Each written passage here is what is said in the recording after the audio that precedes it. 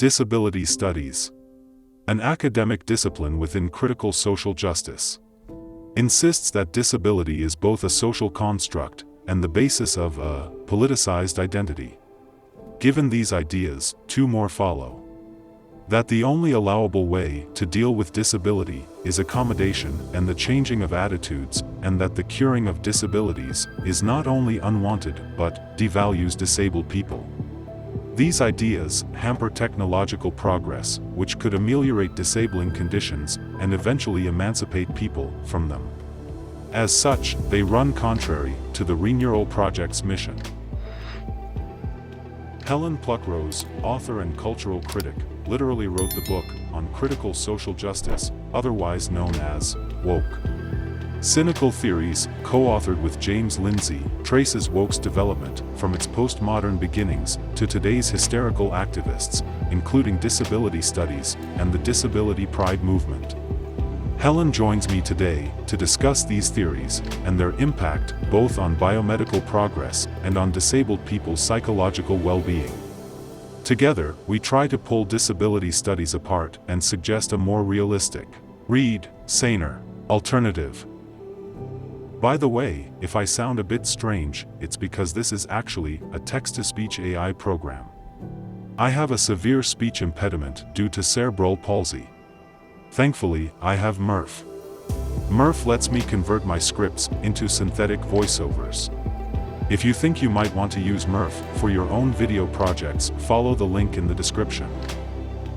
I normally narrate the entire video with Murph. However, since this was a live conversation, I was joined by my mother, who translated for me. I was nervous, so my speech impediment and muscle spasms were a bit worse than usual. I tried to edit out the rough bits for a smoother viewing. With all that out of the way, here's my conversation with Helen on how the woke approach to disability hurts rather than helps disabled people. The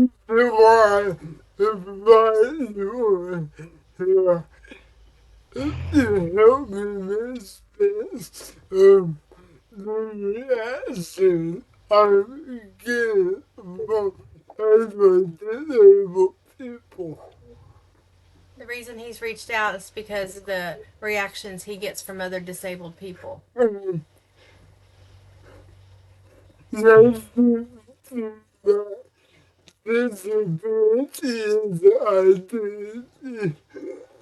seem to think disability is an identity.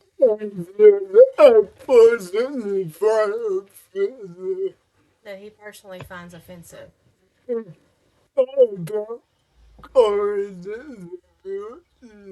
They get really upset if you talk about current disabilities. Curing it. Yeah. Yeah, I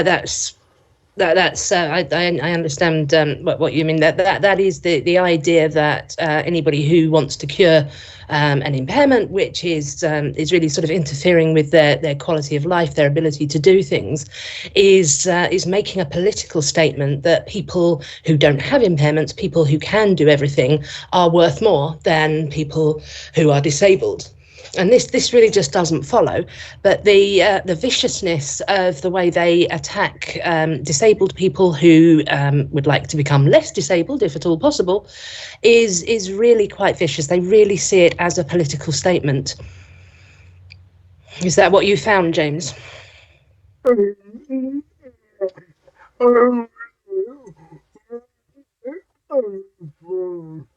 He's wondering, where's it coming from? So we've got these ideas particularly. So generally, we're coming from the whole sort of school of thought of critical social justice, which holds that what it tends to deconstruct everything. So what we understand to be true, to be knowledge, is actually a construct of the powerful, and it works in their interests. So we have been led to believe that white people are superior. We have been led to believe that men are superior to women. We've been led to believe that the West is superior to the East.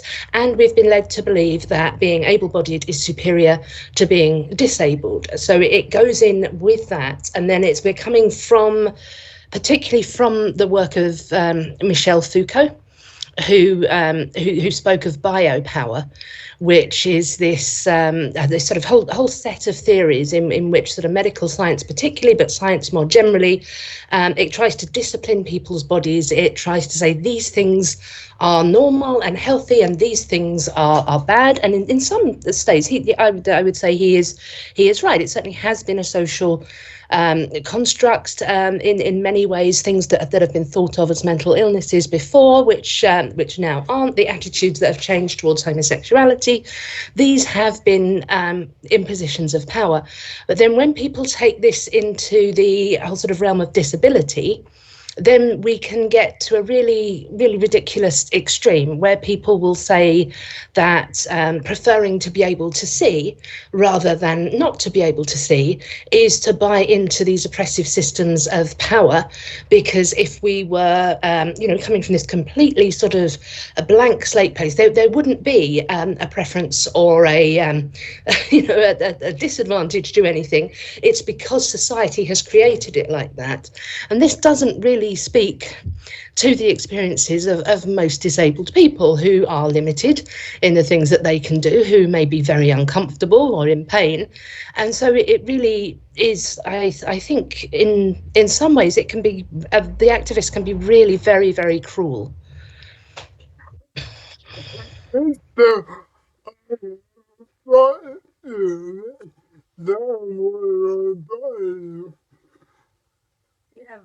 What did you want to run by her? A thought experiment? Yeah. You'd like to run by her. Okay.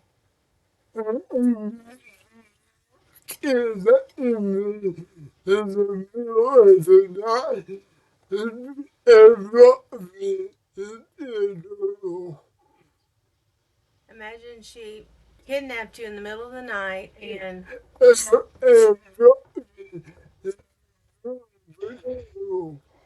dropped you in the middle of the jungle. You did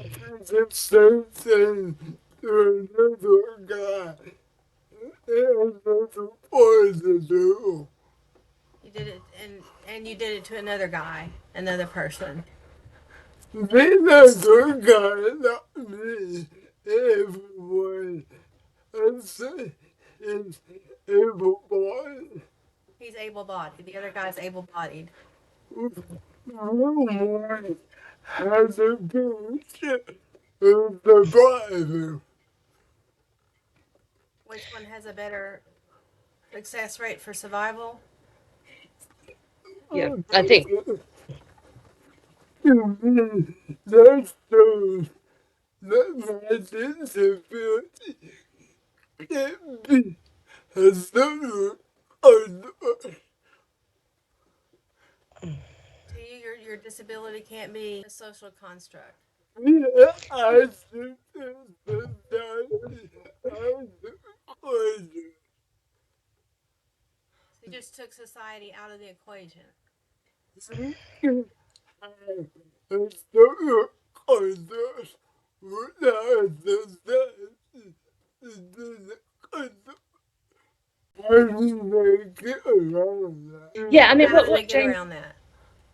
yeah, what you're speaking to here, of course, is the reality of social constructs. They do require society. If we are accepting that we are evolved animals and we have evolved certain traits because they have been beneficial, that there is an optimal way for bodies to work. Our bodies don't always. They're not perfect because we have adapted rather clumsily in some ways. There are bits of our bodies that try and kill us and cause us problems. But there is generally an optimal way of working. A human body is at its most functional when it can walk on its 2 feet, when it can hear everything around it, when it can see things around it. Where the problem comes in, the conflation, is where they believe that if we say it is better to be able to walk, for example, they understand that we are then saying people who can walk are better than people who cannot. That is not at all implied. But when we're... The equivocation? So he could work in between definitions of what they are.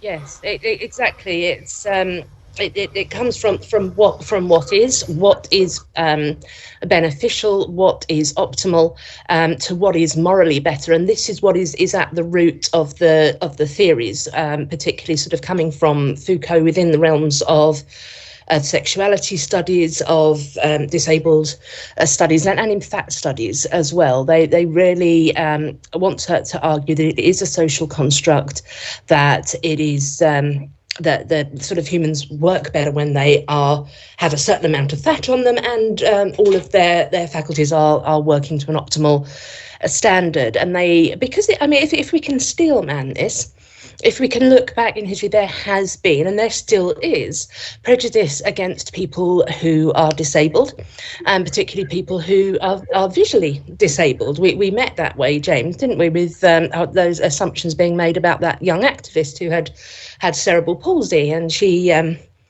I believe that there was absolutely no reason to think that she lacked any mental capacity, but that assumption had been made. And so that is there, and that did need to be addressed, and it still needs to be addressed by people who care about disability. But when we take things, this kernel of truth, this valuable sort of centre of truth, and then we take it to ridiculous extremes, where we are not saying, don't be unkind to fat people, but it's actually fine to be morbidly obese. That's an optimal way of being, or take care with accessibility for disabled people, and try to make sure that we can include people as much as we can. From you are actually being ableist if you think that it is better to be fully able-bodied. We're moving from a kernel of sane social responsibility to the to real counterfactual theorizing, which really does not help anybody.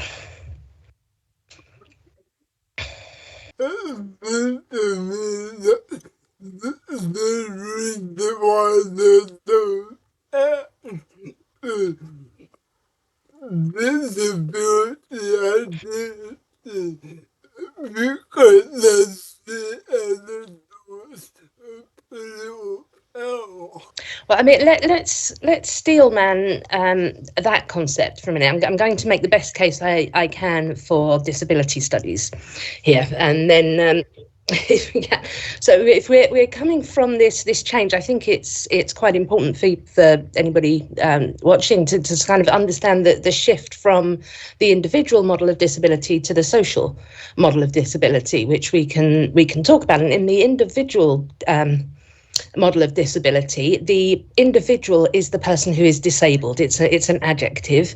That person has a disability. It's coming from them. In the social model, and this I think was a positive development when it was reasonably set up. The social model said no, disablement is something that is being done to that person by society failing to meet their needs. So if you think, I think the best way to kind of intuitively grasp this is if you imagine a house that has 2 floors, and so nobody can jump to the upstairs floor. No, we don't have that ability as humans. We are enabled to get to it by putting in stairs. So we would not say that a human who could not jump up there was disabled, but if those stairs weren't there, they have been disabled from getting up there.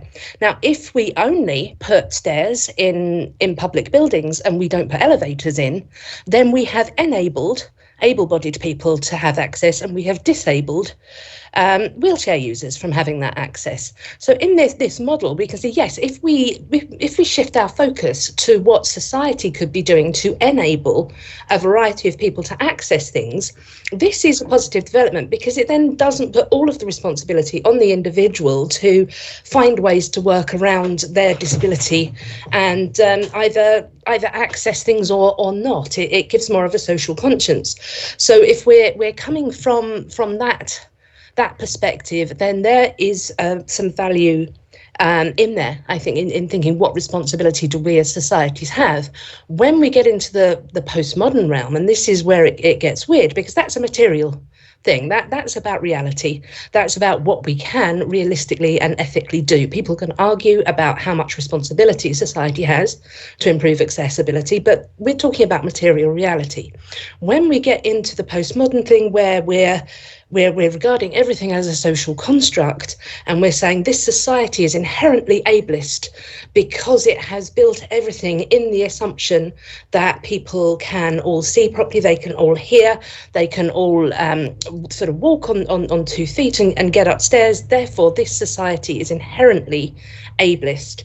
And then they bring into it a lot of criticisms of capitalism as well, because they said the reason that we want everybody to be fully able-bodied is so that they can be workers and contribute to the system. And then people are bringing in queer theory and saying, well, this is as we once believed that people who were same-sex attracted were defective, and then we realised that this is just a variation on sexuality. This is what we need to do with disability, and this is, and at the best, people who have a disability can take a very positive attitude towards it and say, well, this is who I am, this is how I work, and I am going to be, I'm going to see silver linings in that, I'm going to work with it. My uncle did that. It is a very positive attitude. But when you're then trying to really sort of politically compel people to be okay with having limitations, when there are options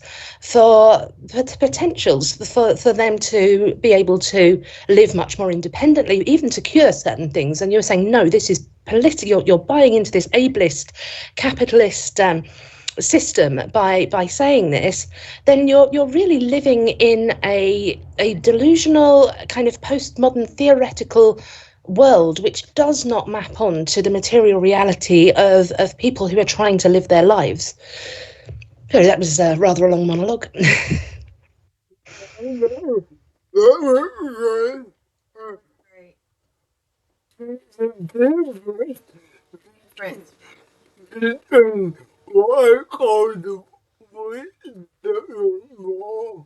he calls the weak social model and No, strong social model.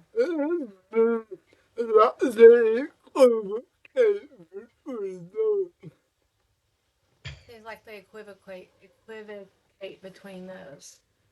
There's the Mott and Bailey move there, where we're just, that the sensible or the weak social model would be we must try to think more about accessibility, and then the strong one is, well, society has created these constructs of able-bodied and disabled, and we must dismantle that in our thinking, and they switch from one to the other. It's just wordplay.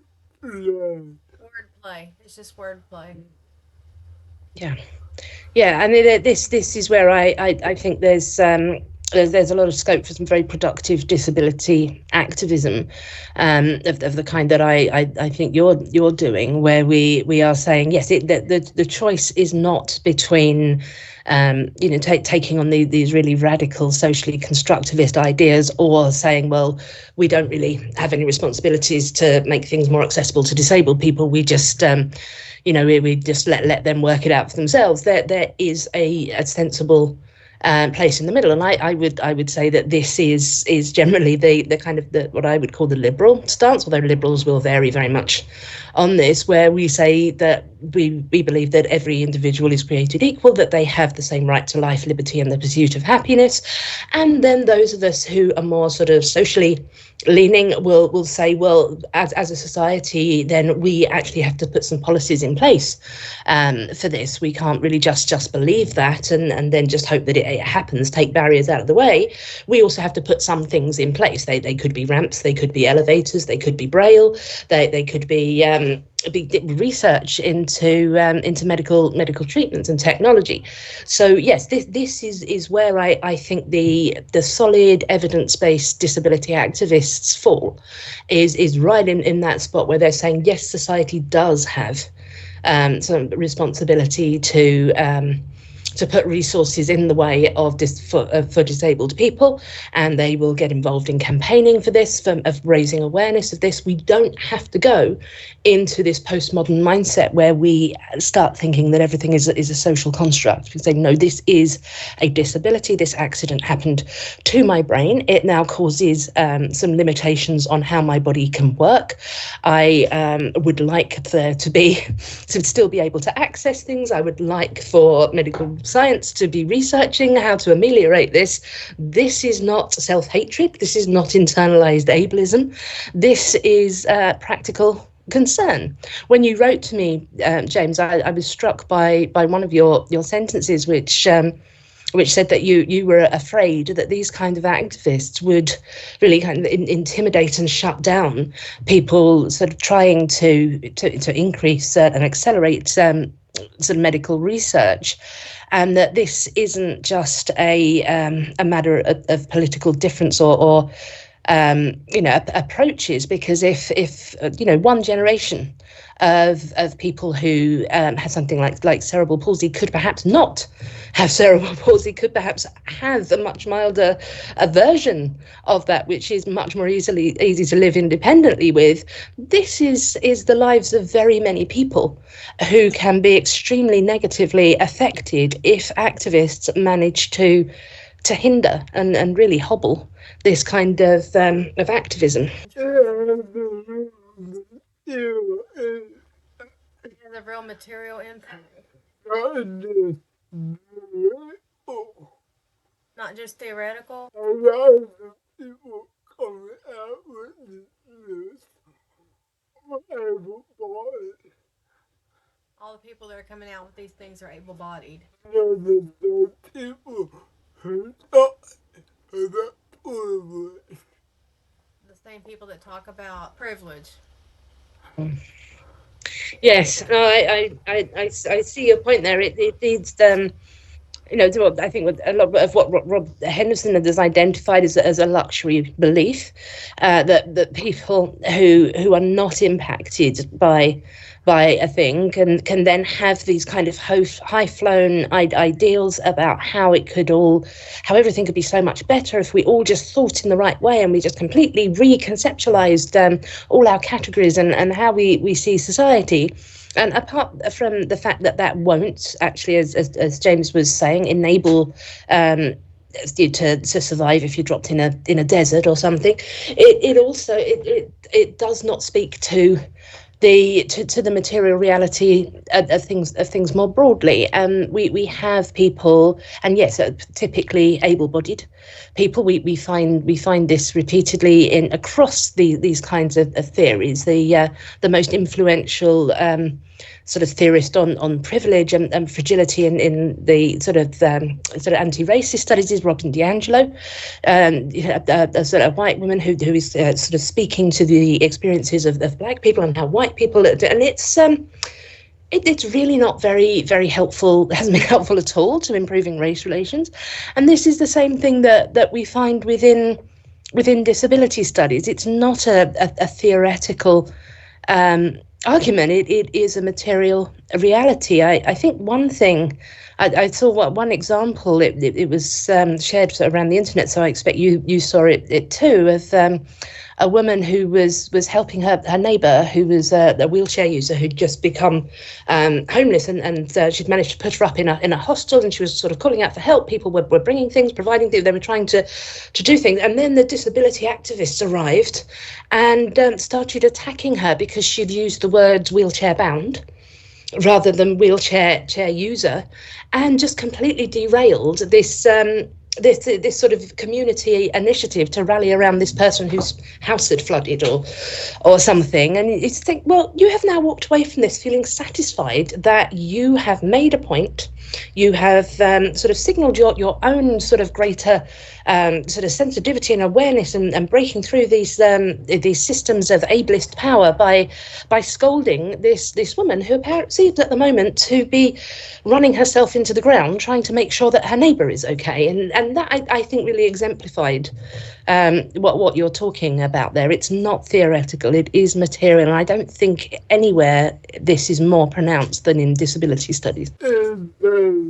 insane. That's insane. Yes. It is. I also heard people who like demonize parents for giving them hearing aids. He's heard about people being demonized for giving their deaf children hearing aids. The disability activists The disability activists are saying that that are saying this was saying will say it what was being electric while sitting in an electric wheelchair. How do you know what the accommodation are acceptable and what they're not? How do we know what accommodations are acceptable and what are not?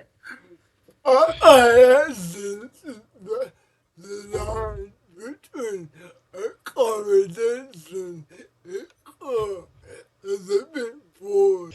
Well, that's a philosophical question, if we can, and of course the transhumanists will have the most to say in this. If we can sort of provide things which mean that people with various kinds of disabilities are no more disadvantaged than everybody else, then this is sort of de facto a cure, even though that sort of disability, the impairment, will not have gone away. We will have changed society so much that it does not disadvantage people. And I think that in a lot of ways, this is if we have aims, this would be the moonshot of things to kind of actually have a world in which there are so many sort of gadgets, so many techniques, so many aids, so much sort of accessibility that people can go through their lives with quite a profound impairment without being disadvantaged. And that is what we should shoot at, and that is still a sort of material concern. That doesn't mean that we have stopped accepting that impairments exist and are disabling. It's incoherent before one gets later because they accomplish the same thing.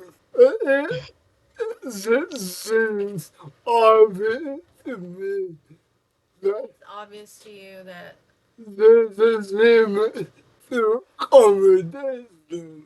there's a limit to accommodations.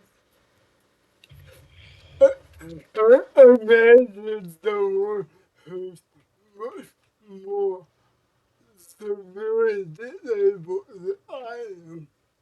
Imagine somebody who's much more severely disabled than he is. Completely bedridden. Completely bedridden. Has the capacity of a child. Has the mental capacity of a child.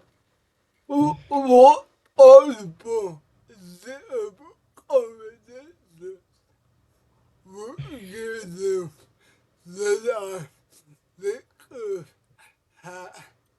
What possible accommodations could be given to give them the life that they could have had? There's a limit.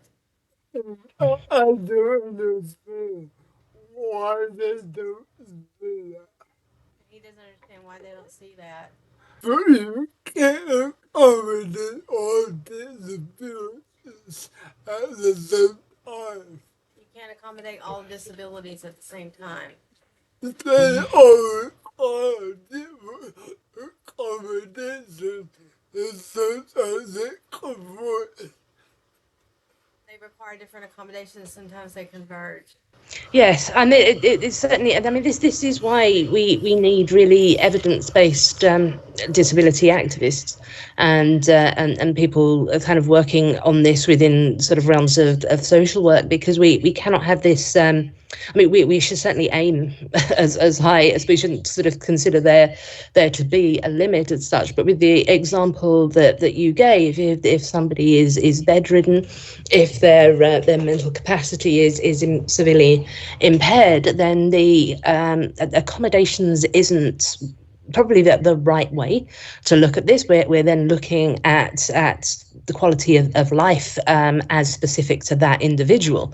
That's then what the issue is. When we're looking at the ways in which we really can make society better, there's always going to have to be those pragmatic steps that we're going to have to take. We're going to sort of make doors wider and put more elevators in and have braille versions of things. We have all these very good things that we can and should be thinking about including. And this is where activists who are sort of rooted in the material are very are sort of best placed if we can't sort of get a lot of sort of public funding from this. They can sort of quite frequently raise awareness and get private donors to sort of make things more accessible to people. But these kinds of activists are frequently being really kind of bashed aside by these critical social justice versions of them. If you tried to have a meeting,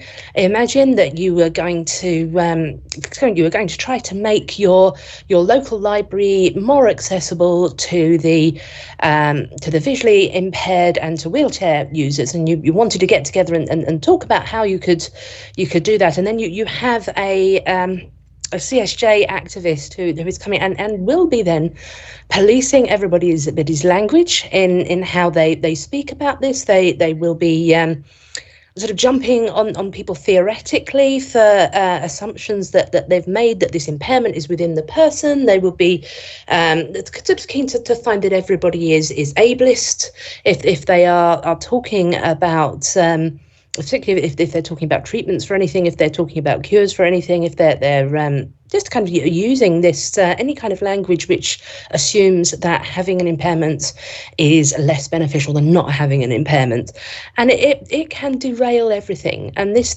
is what's very frustrating, because so few people know that this happens, because so few people are involved in disabled spaces. We're all in some way or other have been affected by feminism or by sort of anti-racist thing or LGBT activism. We've all kind of had reason to come up against unhelpful versions of this, but so few people ever do come up against the disability activists, because this is a very sort of it affects such a small proportion of the population.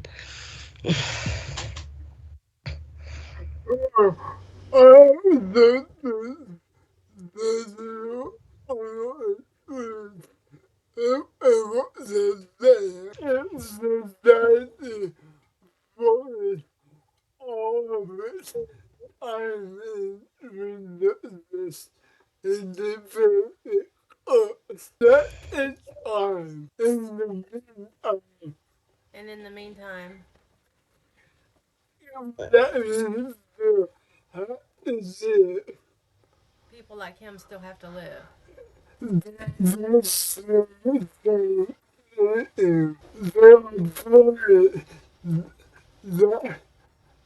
They're afraid that it'll take away accommodation. We can do both. We can do both. I think so. Yeah, you're speaking to the very black and white thinking, where activists believe that if we are focused on sort of medical advances that could cure or significantly alleviate disabilities, then we're going to forget our responsibility to accommodate people who are still disabled. So we get this attitude where they fear that by putting all of the attention into actually sort of fixing a problem, even if they believe that that's ableist anyway, but even if the other element of that is that the fear that if we focus too much on cures, then we will stop actually thinking of how people are living right now, disabled people, how we need to actually think about ensuring that people have access to as much as we can as we kind of go through through life. There really is a kind of a repeated problem with this kind of black and white thinking. It seems to him that given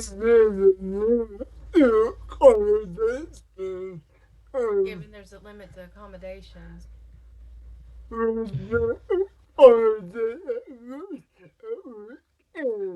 should accommodate as most as we can, while also developing cures. Dual strategy. We definitely just need more granular sort of evidence-based people addressing issues generally.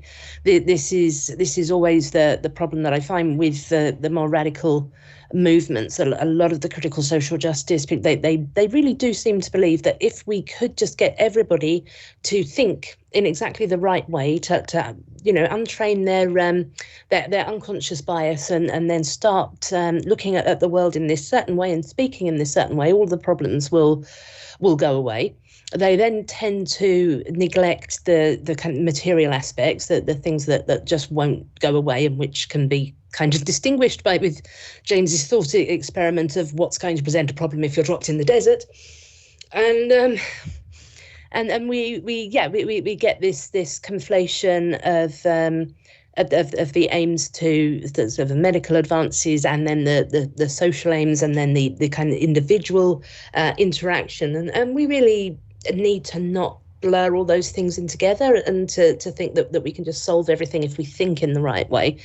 We need really practical people actually sort of working on different elements of it, and that is what they get in the way of. Attitude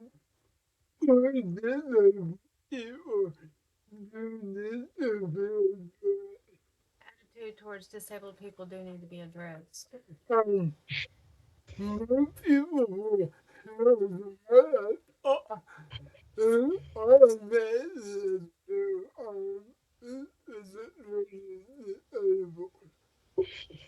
will hear him talk and automatically assume he's intellectually disabled. Whole life, yeah.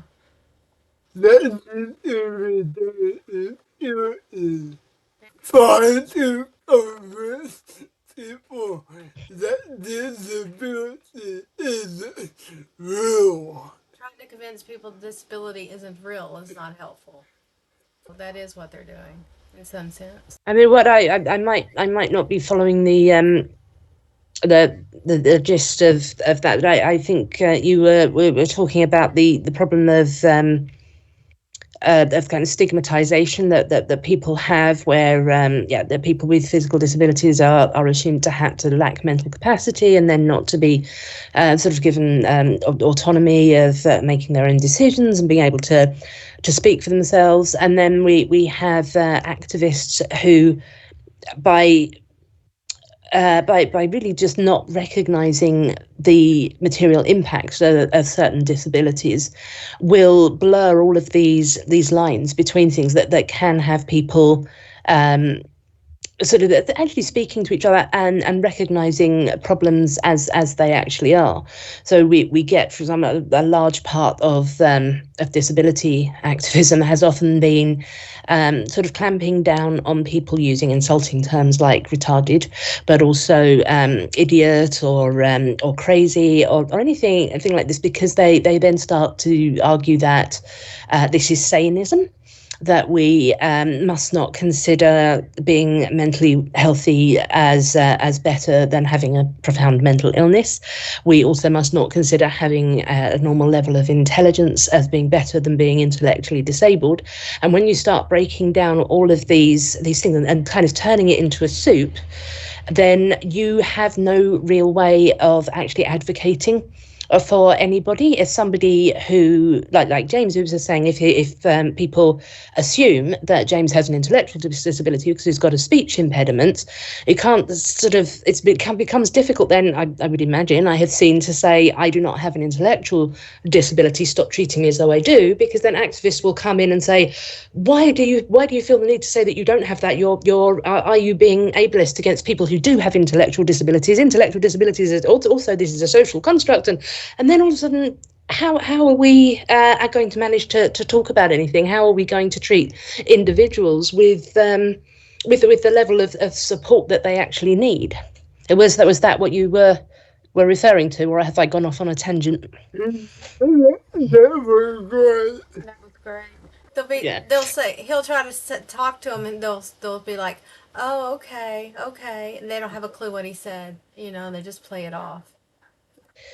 Yeah, that's I can imagine that is going to be extremely frustrating, especially if somebody is talking to you like you're a small child and you're thinking, I am so much brighter than you, you idiot. Older.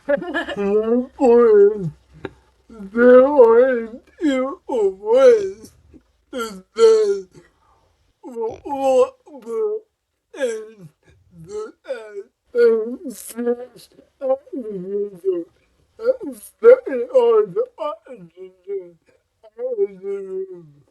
And this activism is sucking all the oxygen out of the room. Yeah. So what are we? What can we do? How could we build a form of activism that is evidence-based, that is going to address things on so many different levels? How do we address sort of funding for medical research? How do we address accommodations? How do we address accessibility? How do we address stigma? All of those things really need a sort of evidence-based, consistently principled, sane and granular approaches. And I think that when we have a very sort of deeply theoretically, ideologically biased approach, which seems to believe that it can make everything better by thinking about it in the right way and using the right language, that's going to be extremely counterproductive to any effective disability movement, isn't it?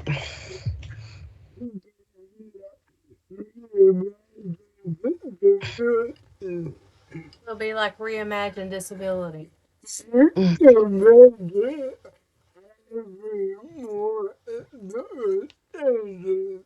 can imagine it however you want and never change anything. Yes, I mean, some things. Okay, let's kind of steelman that, and we can use your example before, because there of course there are certain things that we can change by the way we think about them. So, for example, racism really would go away if everybody changed the way that they thought about race. So that is, we can say that racism really is a social construct. But then when we are into the level of disability, then things are not all good. Attitudes can certainly change, but the material reality is not going to change in the way that really needs to be addressed. If we use the correct word for wheelchair user, that's not going to help them to get upstairs. So we have to, this kind of separate out those different approaches. Not everything can be addressed by the right positive mindset. You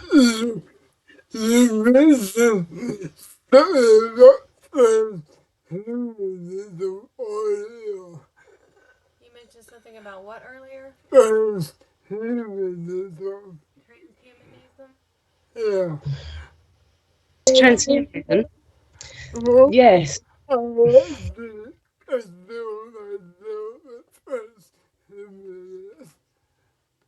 He actually considers himself a transhumanist. You'll know much more about it than I do.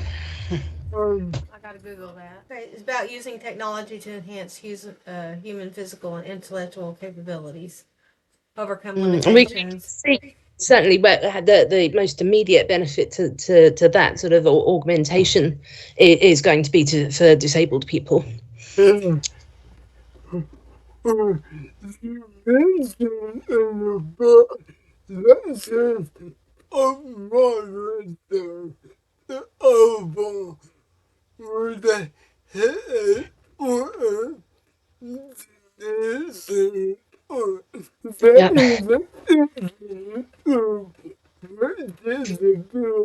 Especially true with disabilities. It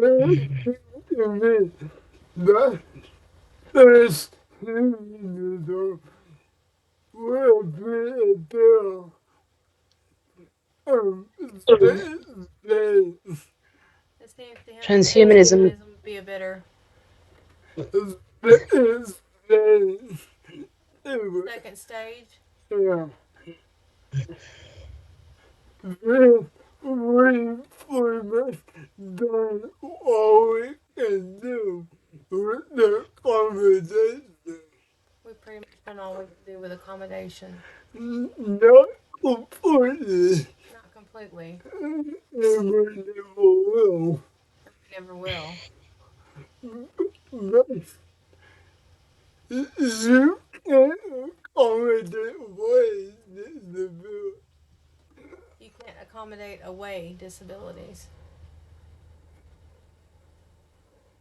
Yeah, no, that's what we were talking about earlier. This idea that if we, that a kind of utopian idea that we can, if we all just think the right way, and then if everybody kind of, if the society steps up enough, we can make a society in which disabled people are just as able to access and engage with everything as able-bodied people, and that isn't realistic. We can have that aim, but we have to accept that this, there is the impairment is within the person, and that is going to cause those problems. And I don't know with because I haven't really. I have some friends who are transhumanists, and they're sort of very excited about the ways in which we can potentially augment all kinds of parts of of the biological organism that is humans as technology sort of comes on. And I consider that how this could be, I mean, the area in which this gets least pushback, because this of course gets pushed back by people who fear that this is playing God, that this is unnatural, that it's sort of detracting from what humanity is. It's kind of a grotesque experiment, which is it is unethical on all sorts of levels. And I think people can have very sort of serious and thoughtful arguments about that. But when we are in the realms of impairments of human bodies that for one reason or another aren't working optimally, and we have technology which could actually help them to work optimally, this is, I think that's what I heard you say, James. This is the kind of next stage of disability activism that people should be taken seriously. Is that?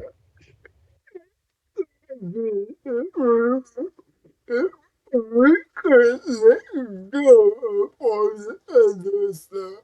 It could be if we could let go of all the other stuff.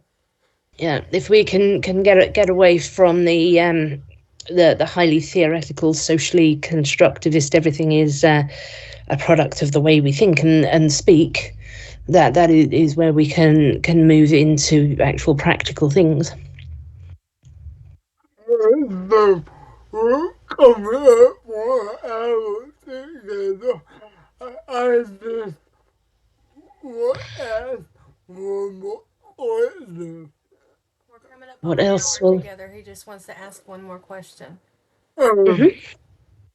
I'm very concerned about what this is doing to disabled people. You're very concerned about what this is doing to disabled people psychologically. We're training people to Because we're training people to with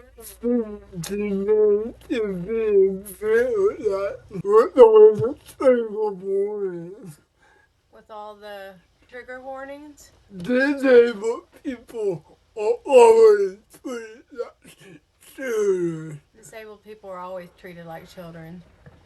It's all around the myth that it's the message. Turn around and demand it. Just sends a message, a mixed message. Would you say, James, that because it's particularly the kind of infantilizing nature of the critical social justice movement, where they are saying that people just can't cope with things, that they need to be protected from ideas, and you mentioned Haidt and Lukianoff in your email when their book about the coddling of the American mind, where we've tried to protect people from so many different ideas. You mustn't be upset by this. Then your identity is it is very vulnerable. You have to be respected on the level of your identity, and we've got all of these things which really have kind of encouraged younger people to believe that words really can be violence, that ideas they don't like can harm them, that that this sort of their identity is something that is very very sacred to them, and they have to kind of think from these ways. And I can see, if I'm following you correctly, how this could be a particularly hazardous for disabled people who, as you said, that they've already, and you've made an intersectional point here, I've just realized, when if disabled people are already facing sort of being treated as children, unwarranted assumptions being made that they are not as capable of making their own decisions, of living their own lives. And then on the top of this, you have disability activism that is rooted in these ideas, which is also infantilizing people and saying, well, that these ideas will they could actually hurt you. You need a trigger warning, and disability is your identity now. So you this is what defines you. You have to kind of come from this marginalized status as a disabled person. I can see, if I am following you, I can see how that would be an extra layer of problem for a young disabled person who is trying to navigate the world, already being quite limited by being made fragile on the level of ideas, and then also being encouraged to really kind of just understand their identity as being entirely wrapped up in their disability status. And the limitations of that. I think that, yes, that's I can see how it would be possibly even more sort of problem for gaining independence, for resilience of thought and sort of psychological resilience, if you're getting that as a disabled person who is also being underestimated generally. It takes a lot of resilience to make it through life like this. What has been happening is that people are them. A lot of these young disabled people are having that taken from them to serve these theories. So we're saying that it takes a more strength to go through life as a disabled person. You're going to face physical disadvantages. You're going to face social disadvantages. You really need to have a sort of strong and resilient psychology in there. You need to be encouraged to consider yourself strong, to consider yourself able to cope with things more so than able-bodied people will. And then if you have these theories that are coming at you as well, and they're sort of getting in the way of practical aims, and they're also sort of diminishing you into this particular identity with these certain views, then it is particularly damaging. Have I followed you correctly? Was that what you were saying? He would use the term evil. Use To do that to people who are vulnerable. Yeah. Yeah, I think I can see that you're feeling kind of particularly indignant, and that's insulted about this these kind of, I mean, maybe it's parallel a bit in the way to how I feel when people are saying, well, you're a woman, and so you must be frightened of the men all the time. You mustn't be able to, you can't speak out because society doesn't listen to you. You're regarded as less intelligent, less knowledgeable, and I get very angry, and I'm doing just fine. Okay, do not try to.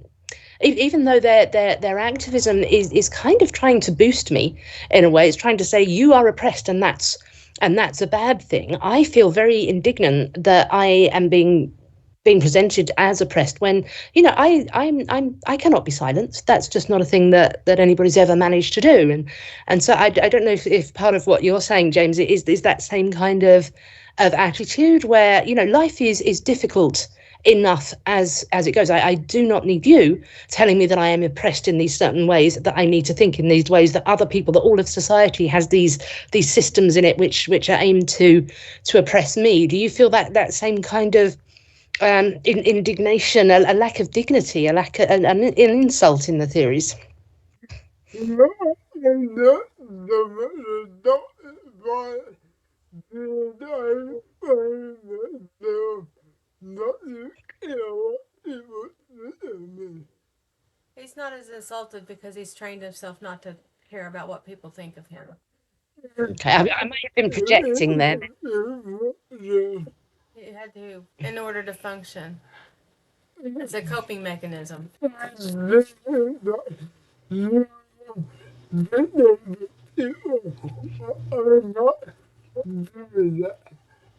Younger disabled people are not doing that. They should not have to. And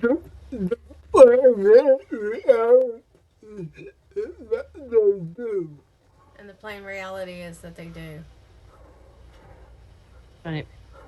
Yeah, you're feeling like younger disabled people, while it wasn't easy for you having to build a kind of resilience with a lot of psychological walls around it, you feel like that is something that a lot of disabled people need to do, and they're being prevented from actually building that resilience and that sort of strength by these by the way this activism is being imposed on them. Exactly. Yeah.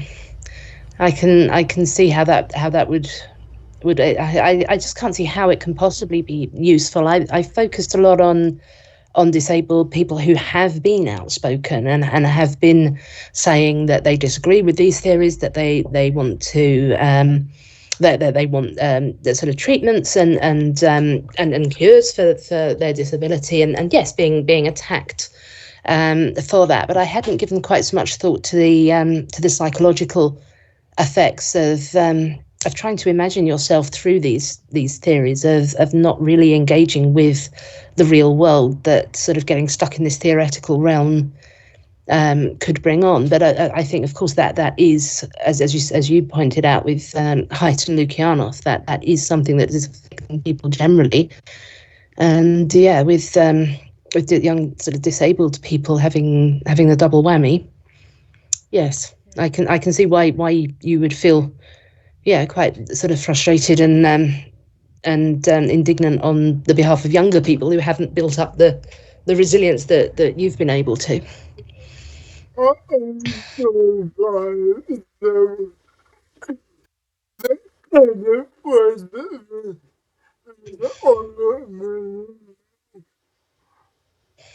He's 35, so older millennial. Oh yeah, I think this is. I mean, I'm Gen X, and I joke that we were the last resilient generation, and then the millennials have all gone into this being sort of hiding from ideas thing, and Gen Z have had it worse. But I think the older millennials have had more of